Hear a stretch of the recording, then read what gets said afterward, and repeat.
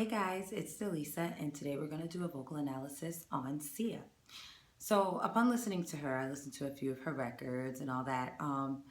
It came to me that Sia's voice is somewhat familiar to me because it reminds me of a cross between Shakira and she's a really more talented version of Madonna. And I say that because they both have this weird accent that they sing with, and they both have like this nasality that's so unnecessary, but it's just part of their aesthetic. Like they just always sing with it. So those are the two singers that she puts me in the mind of. Albeit she's the better singer of all three people. She definitely has this rasp that you hear. As far as her actual vocal fog, it's really hard to determine just because she's mostly singing in a chest voice all the time. She sounds really comfortable singing, belting in her mid-register, and I never actually hear a head voice at all. So I don't know if it's because it's weak. Well, I don't know if it's weak. I'll say this. I've heard it. I don't know if it's weak because of poor technique, because she does push a lot in her belting, or because her voice just naturally doesn't do it. Now, if her head voice is weak, her upper head voice, I'll say, if it's weak because she pushes too hard in her chest voice, it could be that she's actually a soprano who just isn't developed yet. But if she naturally just kind of gets weak as she gets higher, that could mean that she's more of a mezzo-soprano. But again, because there are certain things present in her voice, like I said, she kind of oversings unnecessarily in like everything.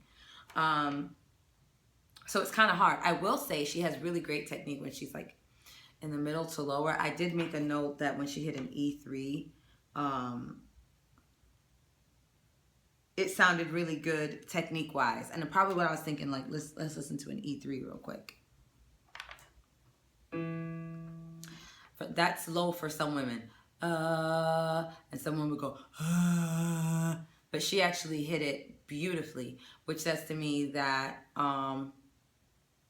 she has some great skills in her. I just don't know how consistent she is with it, or how consistent she wants to be with it. And I'll kind of get into it. Okay, so the main thing I heard was that she can be very throaty.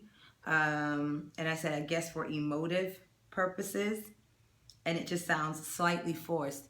And I'm wondering if it's forced, again, because she's trying to be emotive, or that it really is taking her that much to push the sound out.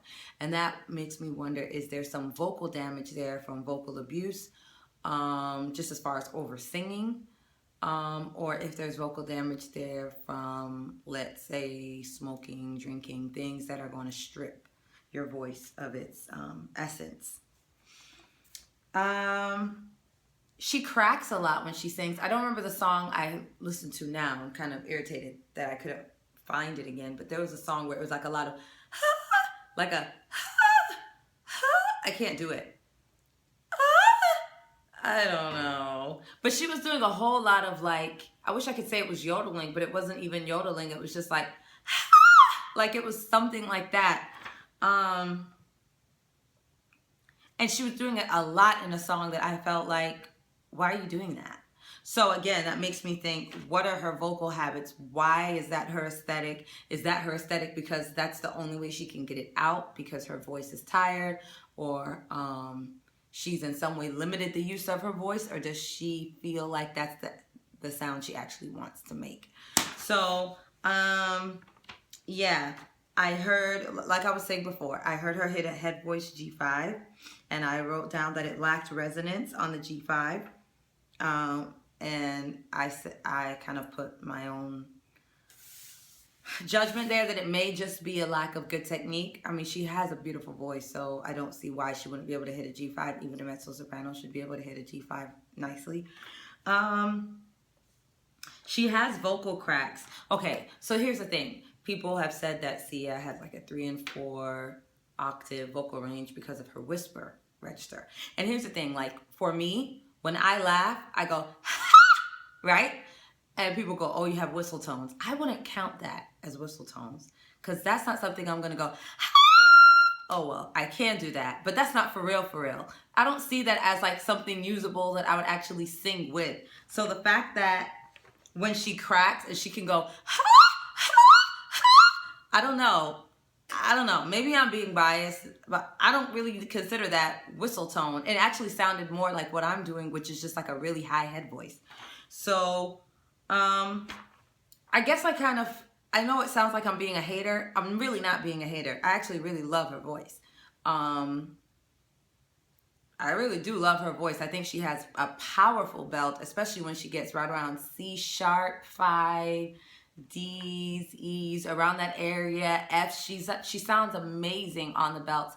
I just wonder how sustainable it is over the course of a career to sing overall the way that she does. And I'm wondering what are some of the background things that she's doing that could be inhibiting her from actually being an even greater talent. So those are my thoughts on Sia.